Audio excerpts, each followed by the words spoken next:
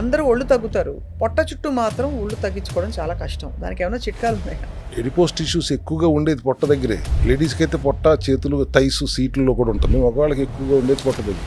Motivation ఉన్న వాళ్ళు చేసుకుంటున్నారు, కొంతమంది అక్కడ ఆగిపోతున్నారు. ఎందుకంటే ఇప్పటికే 25 కిలోలు తగ్గేసామని ఆనందంతో చిన్నపాటి పొట్ట ఉంటే ఏముందలే ఫీల్ అవుతున్నారు. సార్, ఇప్పుడు మ్యాక్రోస్, మీరు ఒబేసిటీ, వెయిట్ లాస్ గురించి వాళ్ళు చెప్తున్నారు కాబట్టి ప్రోటీన్, కార్బోహైడ్రేట్, ఫ్యాట్ ఒక బండ లెక్క తీసుకుంటే యూజువలీ మనకి 1/3 of calorie should come from this అని పుస్తకాల్లో చదివాం.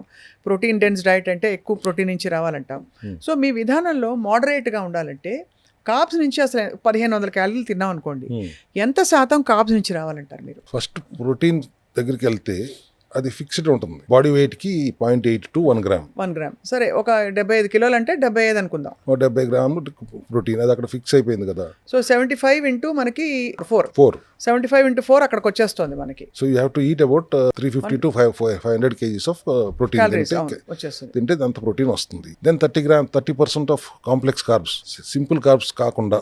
సింపుల్ కార్బ్స్ దాంట్లో 10% ఉన్న మెజారిటీ కాంప్లెక్స్ కార్బ్స్ పెడుతూ ఫైబర్ రిచ్గా ఉంటూ అండ్ ఒక 20% ఫ్యాట్, గుడ్ ఫ్యాట్ కూడా తీసుకుంటే బ్యాలెన్స్డ్ డైట్ అవుతుంది. You will get your 2000 calories, 1500 to 2000 calories.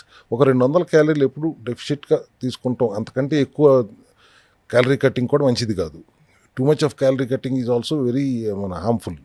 Micronutrient deficiencies వచ్చేస్తాయి, అన్ని రకాల ఫ్లక్చుయేషన్స్ స్టార్ట్ అవుతాయి. బట్ ఒక 10% క్యాలరీ రెస్ట్రిక్షన్స్లో ఉండటానికి ప్రయత్నిస్తూ 80% ఫుల్గా తినండి. ఎప్పుడు తిన్నా కానీ డోంట్ ఈట్ 100% ఫుల్.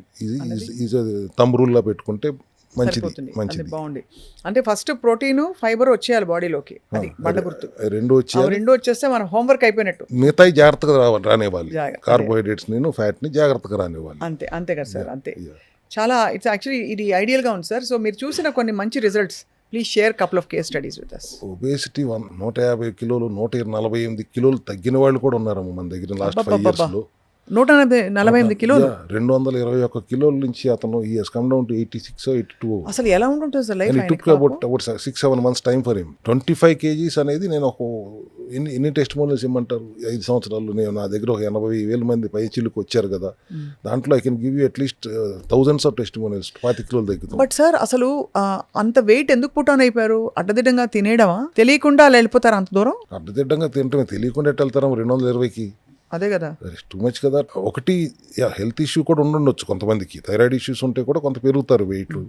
తర్వాత ఇక వదిలేస్తారు, ఇంతకి మనం తగ్గేట అవకాశం లేదులే అని వదిలేస్తారు. Give up. ఎప్పుడైతే యూ నీడ్ ఆఫ్ ద అవర్గా మారిందో, ఒక్కసారి ఒక 10 కిలోలు తగ్గిందని కనపడంగానే మోటివేట్ అవుతారు. 1 month స్ట్రిక్ట్గా చేసిన తర్వాత 220 200కి వచ్చాడు, 202కు వచ్చాడంటే ఆ motivation will drive him to continue. But 100 kgs above ఉన్న వాళ్ళకి తగ్గించడం తేలిక.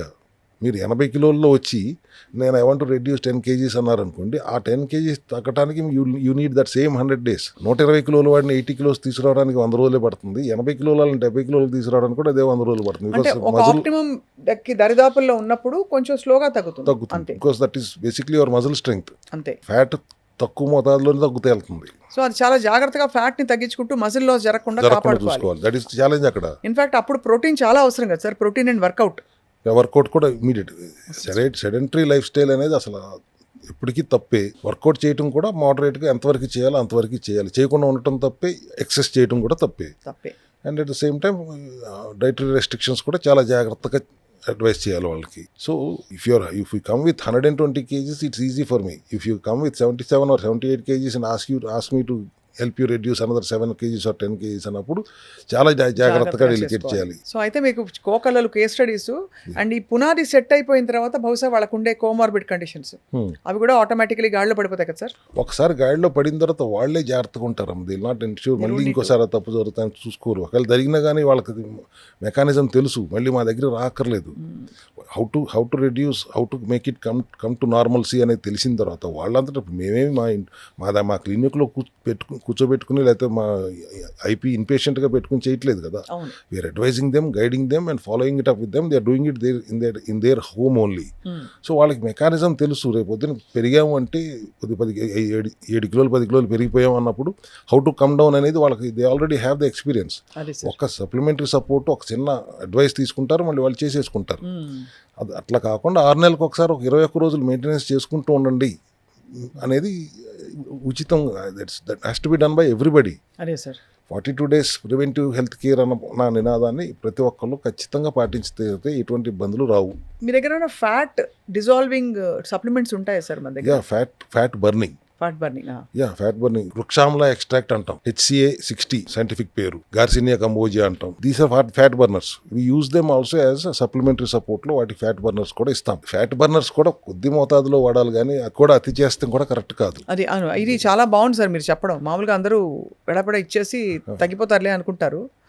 ఇప్పుడు ఇంజక్షన్లు కూడా వచ్చినాయి కదా, మోంజారోలో కూడా దే ఆర్ నాట్ సస్టైనబుల్ కాదు. దాని సైడ్ ఎఫెక్ట్స్ దానికి వస్తాయి.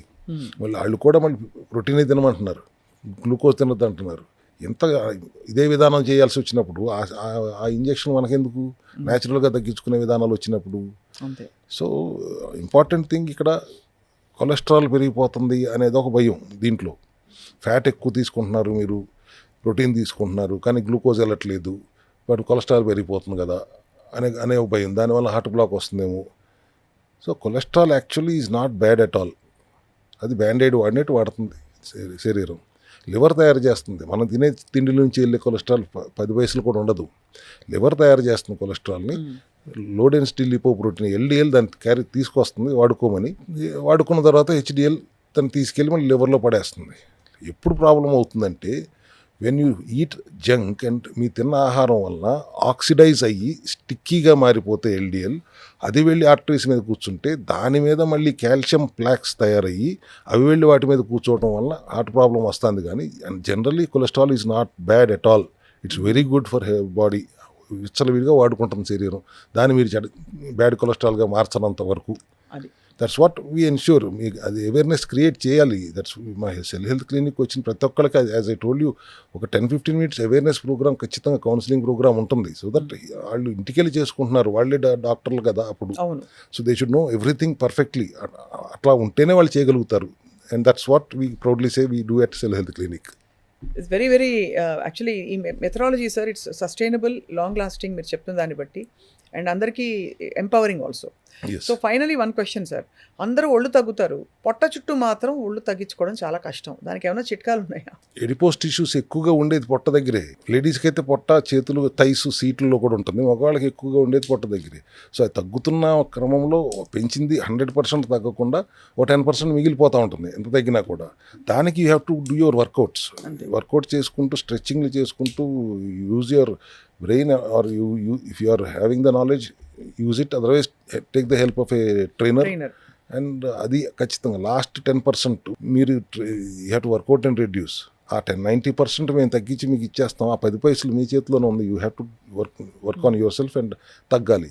అది కొద్దిగా కష్టం ఉంటుంది. చాలామంది, as you rightly said, we have observed 90% తగ్గిపోయిన తర్వాత మిగతా 10% తగ్గటం చాలా కష్టం అవుతుంది. కొంతమంది మోటివేషన్ ఉన్నవాళ్ళు చేసుకుంటున్నారు, కొంతమంది అక్కడ ఆగిపోతున్నారు. ఎందుకంటే అప్పటికే 25 కిలోలు తగ్గేసామని ఆనందంతో ఆ చిన్నపాటి పొట్ట ఉంటే ఏముందలే, ఆ చిన్నపాటి పొట్ట ఉంటే ఏముందలే అన్నట్టుగా ఫీల్ అవుతున్నారు. చాలా బాగుంది సార్. అయితే ఒబేసిటీ, వెయిట్ లాస్, ఇది పునాది అనమాట. ఒబేసిటీ ఉండి దానివల్ల వచ్చే ఇతరతర సమస్యలు, ఒక బాడీ ఇమేజ్ పట్ల కూడా ఒక పాజిటివ్ దృక్పథం లేకపోవడం మొదలుకొని ఇంకా ఆరోగ్య సమస్యలు చాలా ఉంటాయి. సో తక్షణం వేరే ఏ సమస్యలు ఉన్నా లేకపోయినా ఐడియల్ వెయిట్కి రావడం చాలా అవసరం. ఐడియల్ లైఫ్ స్టైల్లో ఉండాలి. సో మరిన్ని వివరాల కోసం సార్, ఐ థింక్ డైరెక్ట్గా మిమ్మల్ని సంప్రదిస్తారు మా viewers. Thank you so much for your time sir. Thank you.